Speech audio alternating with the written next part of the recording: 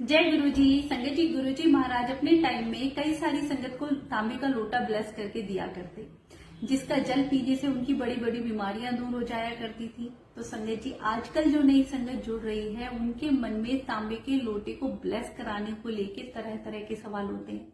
बड़े मंदिर से कुछ दिन पहले गुरु जी की पुरानी संगत जेतरा अंकल ने तांबे के लोटे को ब्लेस कराने को लेके कुछ रूल्स रेगुलेशन बताए, जिनका हमें पालन जरूर करना चाहिए। क्योंकि अंकल बताते हैं कि आजकल ये हो गया है कि मंदिर में एक ही संगत 6-6 7-7 लोटे अपने साथ लेके आ रही है अपनी फैमिली मेंबर के लिए अलग अलग, जो कि बिल्कुल गलत है। संगत जी, सबसे पहले इस बात को समझें कि हमें लोटा क्यों ब्लेस कराते हैं। हमें लोटा किसी बीमार व्यक्ति के लिए, जिसका कहीं इलाज ना हो पा रहा हो, जानलेवा बीमारी हो, कोई बड़ी बीमारी है, दवाइयों से भी उसको कोई फर्क नहीं पड़ रहा हो, बहुत ही परेशान है, तो हम उसके नाम से तांबे का लोटा बड़े मंदिर में ब्लेस करवा सकते हैं।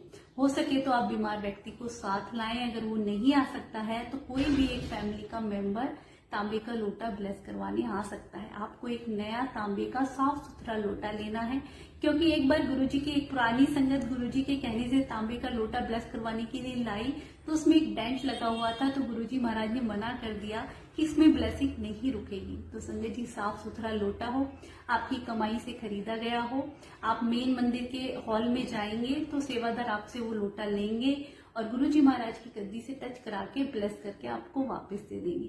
आपको वो लोटा घर लाना है। आपको उसको नींबू और राख और नमक से साफ कर सकते हैं। सोप या डिटर्जेंट से गुरुजी ने मना किया है। फिर अच्छे से उसे साफ करके, जब उसे साफ करें तो किचन में नीट एंड क्लीन सिंक होना चाहिए।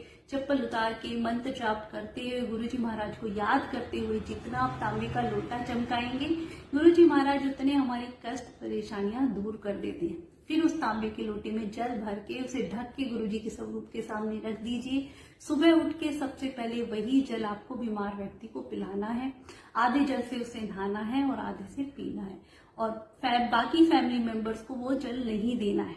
अब संगत जी, बात आती है कि अगर हम बाकी फैमिली मेंबर्स को भी जल पिलाना चाहें, क्योंकि आजकल हर घर में बीमारियां हैं, हर कोई भी फैमिली मेंबर ऐसा नहीं है जिसको कुछ न कुछ बीमारी ना हो, और गुरुजी का वो जल तो हमारे लिए अमृत है।